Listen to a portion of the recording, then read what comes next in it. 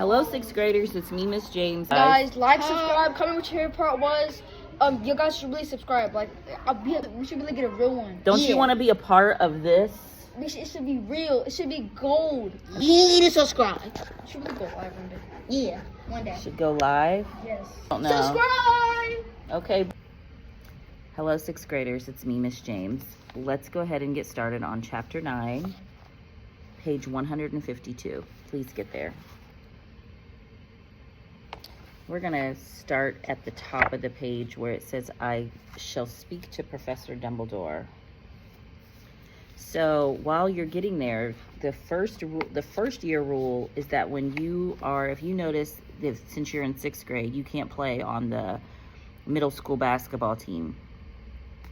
You have to wait till you're in seventh or eighth grade. So if Mr. Stott was like, you know what, Kelvin, I want to bend the rule for you because you're such a good basketball player. We're going to let you play in sixth grade.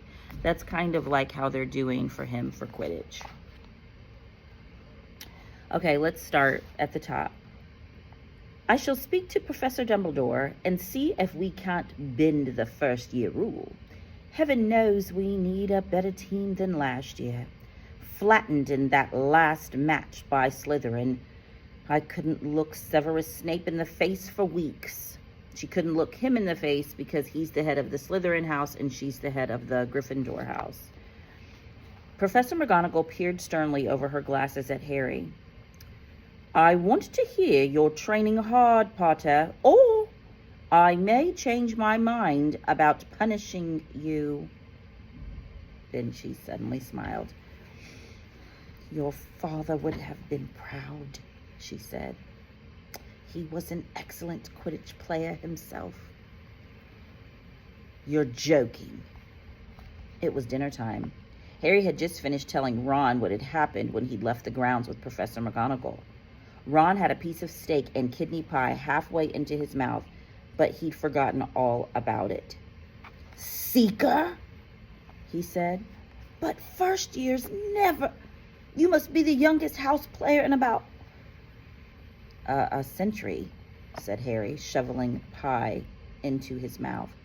He felt particularly hungry after the excitement of the afternoon. Wood told me. Ron was so amazed, so impressed, he just sat and gaped at Harry. I start training next week, said Harry. Only don't tell anyone. Wood wants to keep it a secret. Fred and George Weasley now came into the hall, spotted Harry, and hurried over. Well done, said George in a low voice. Wood told us. We're on the team too. Beaters. I tell you, we're going to win that Quidditch Cup for sure this year, said Fred. We haven't won since Charlie left, but this year's team is going to be brilliant. You must be good, Harry. Wood was almost skipping when he told us. Anyway, we've got to go. Lee Jordan reckons he's found a new secret passageway out of the school. Bet it's that one behind the statue of Gregory the Smarmy that we found our first week. See ya. Fred and George had hardly disappeared when someone far less welcome turned up. Malfoy, flanked by Crabbe and Goyle. Having a last meal, Potter? When are you getting the train back to the Muggles? You're a lot braver now that you're back on the ground and you've got your little friends with you, said Harry coolly. There was, of course, nothing at all little about Crabbe and Goyle, but as the high table was full of teachers, neither of them could do more than crack their knuckles and scowl. I'd take you on any time, on my own, said Malfoy. Tonight, if you want, wizard's duel. Wands only, no contact. What's the matter? Never heard of a wizard's duel before, I suppose? Of course he has, said Ron, wheeling around. I'm his second. Who's yours? Malfoy looked at Crabbe and Goyle, sizing them up. Crabbe, he said. Midnight all right? We'll meet you in the trophy room. It's always unlocked. When Malfoy had gone, Ron and Harry looked at each other. Top of page 154. What is a wizard's duel? Said Harry. And what do you mean you're my second? Well, a second's there to take over if you die, said Ron casually, getting started at last on his cold pie. Catching the look on Harry's face, he added quickly, but people only die in proper duels, you know, with real wizards. The most you and Malfoy will be able to do is send sparks at each other. Neither of you knows enough magic to do any real damage. I bet he expected you to refuse anyway. And what if I wave my wand and nothing happens? Throw it away and punch him on the nose, Ron suggested. Excuse me. They both looked up. It was Hermione Granger. Can't a person eat in peace in this place? Said Ron. Hermione ignored him and spoke to Harry. I couldn't help overhearing what you and Malfoy was saying. Bet you could, Ron muttered. And you mustn't go wandering around the school at night. Think of the points you'll lose Gryffindor if you're caught. And you're bound to be. It's really selfish of you. And it's really none of your business, said Harry. Goodbye, said Ron. All the same, it wasn't what you'd call the perfect end to the day, Harry thought, as he lay awake much later listening to Dean and Seamus falling asleep. Neville wasn't back from the hospital wing. Ron had spent all evening giving him advice such as, if he tries to curse you, you better dodge it because I can't remember how to block them. There was a very good chance they were going to get caught by Filch or Mrs. Norris, and Harry felt he was pushing his luck breaking another school rule today. On the other hand, Malfoy's sneering face kept looming up out of the darkness. This was his big chance to beat Malfoy face to face. He couldn't miss it. 11:30, Ron muttered at last. We better go.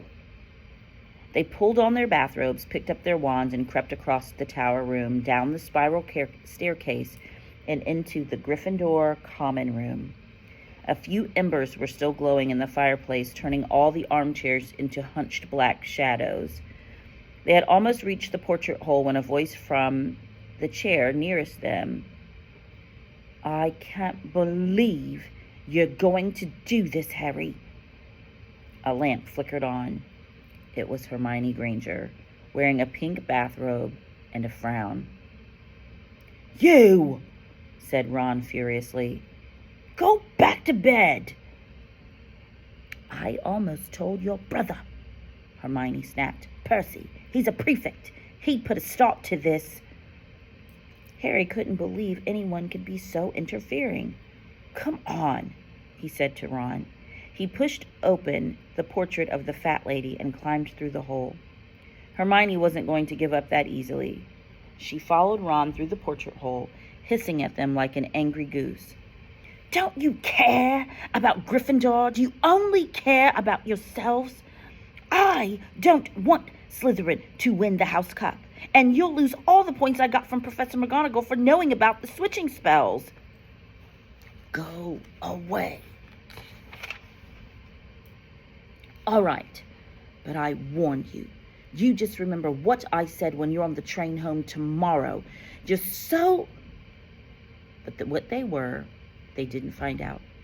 Hermione had turned to the portrait of the fat lady to get back inside and found herself facing an empty painting. The fat lady had gone on a nighttime visit and Hermione was locked out of Gryffindor Tower. Now what am I going to do? She asked shrilly. That's your problem, said Ron. We've got to go. We're going to be late. They hadn't even reached the end of the corridor when Hermione caught up with them. I'm coming with you, she said. You are not. Do you think I'm going to stand out here and wait for Filch to catch me?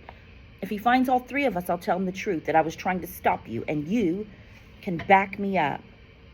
You've got some nerve, said Ron loudly.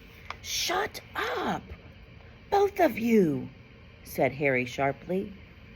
I heard something. It was a sort of snuffling. "Mrs. Norris?" breathed Ron, squinting through the dark. It wasn't Mrs. Norris. It was Neville.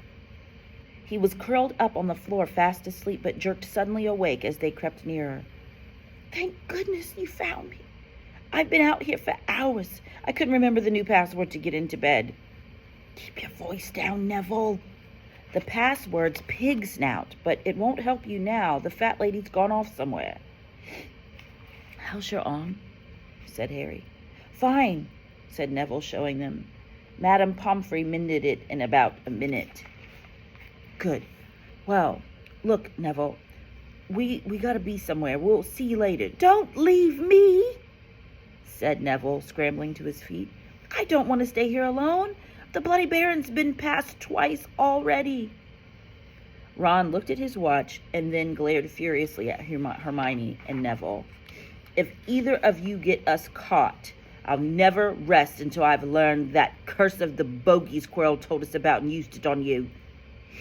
Hermione opened her mouth, perhaps to tell Ron exactly how to use the curse of the bogies, but Harry hissed at her to be quiet and beckoned them all forward. They flitted along corridors striped with bars of moonlight from the high windows. At every turn, Harry expected to run into Filch or Mrs. Norris, but they were lucky. They sped up a staircase to the 3rd floor and tiptoed toward the trophy room. Malfoy and Crabbe weren't there yet.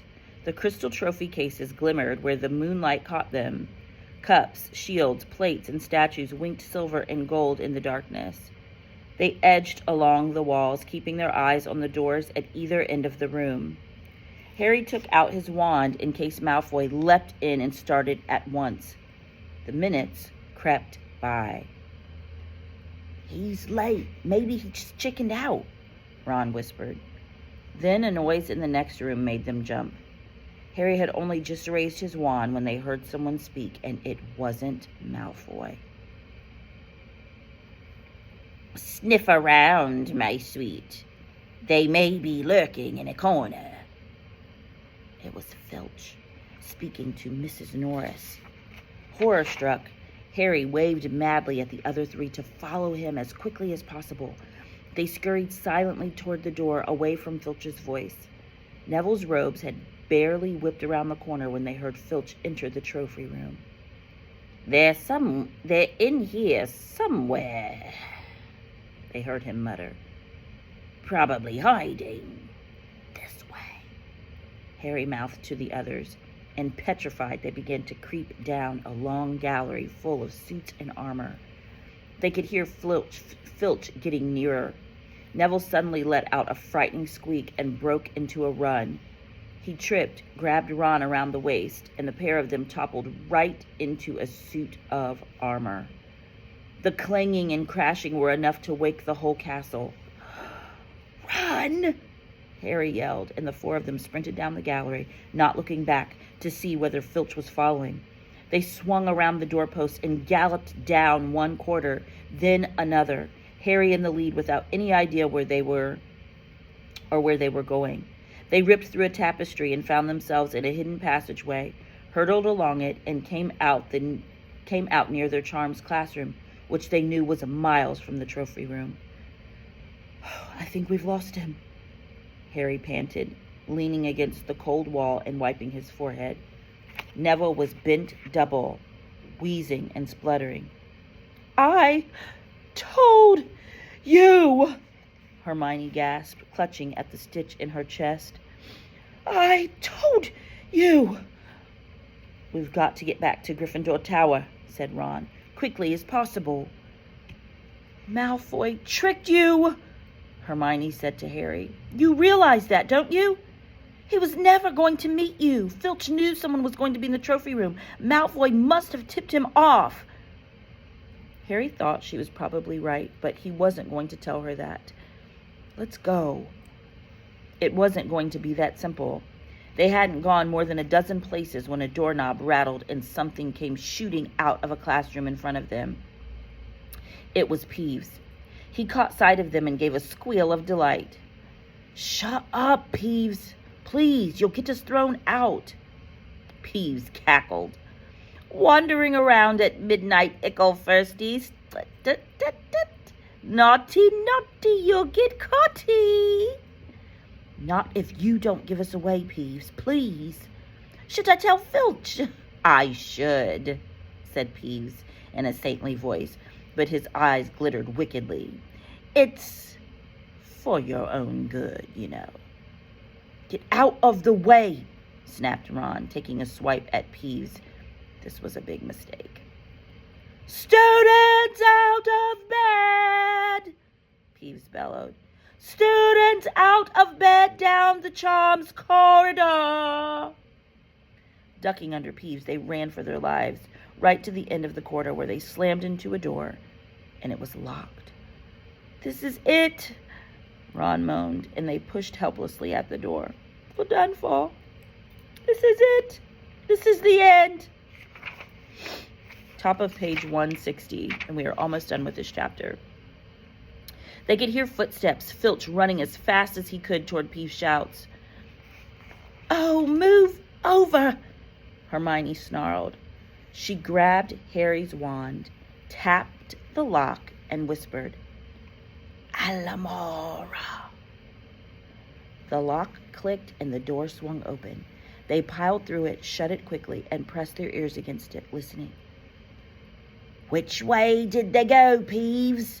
Filch was saying. Quick, tell me. Say please. Don't mess with me, Peeves. Now, where did they go? Shan't say nothing if you don't say please, said Peeves in his annoying sing-song voice. All right. Please. Nothing. Ha ha. Told you I wouldn't say nothing if you didn't say please. Ha ha ha. And they heard the sound of Peeves whooshing away and Filch cursing in rage. He thinks the door is locked, Harry whispered. I think we'll be okay. Get off, Neville. For Neville had been tugging on the sleeve of Harry's bathrobe for the last minute. What? Harry turned around and saw quite clearly what. For a moment, he was sure he'd walked into a nightmare. This was too much on top of everything that had happened so far. They weren't in a room, as he had supposed.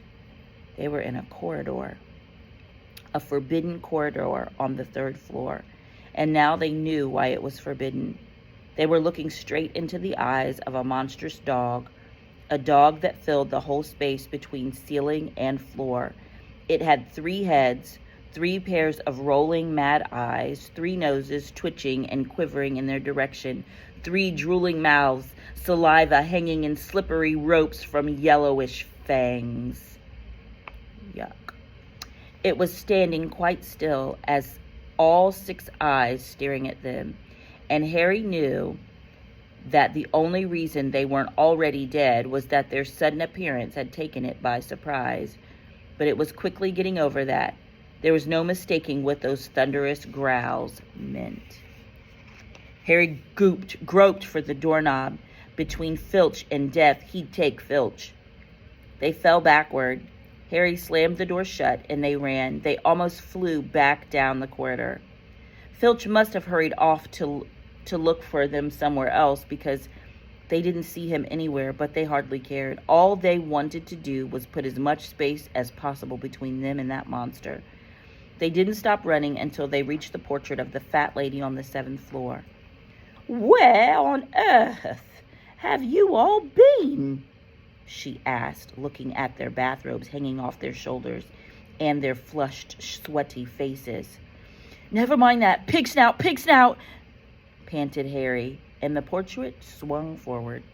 They scrambled into the common room, collapsed, trembling, into armchairs.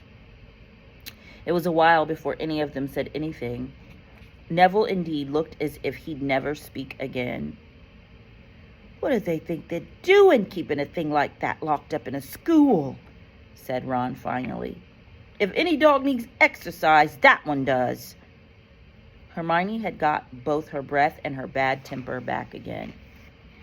You don't use your eyes, any of you, do you? She snapped. Didn't you see what it was standing on? The floor? Harry suggested. I wasn't looking at his feet. I was too busy with its heads. No, not the floor. It was standing on a trapdoor. It's obviously guarding something. She stood up, glaring at them. I hope you're pleased with yourselves. We could have all been killed, or worse, expelled. Now, if you don't mind, I'm going to bed. Ron stared after her, his mouth open. No, we don't mind, he said. You'd think we dragged her along, wouldn't you? But Hermione had given Harry something else to think about as he climbed back into bed. The dog was guarding something. What had Hagrid said? Gringotts was the safest place in the world for something you wanted to hide, except perhaps Hogwarts. It looked as though Harry had found out where the grubby little package from the Vault 713 was. Okay, our next chapter will be Chapter 10, Halloween. Thanks for paying attention today, 6th graders.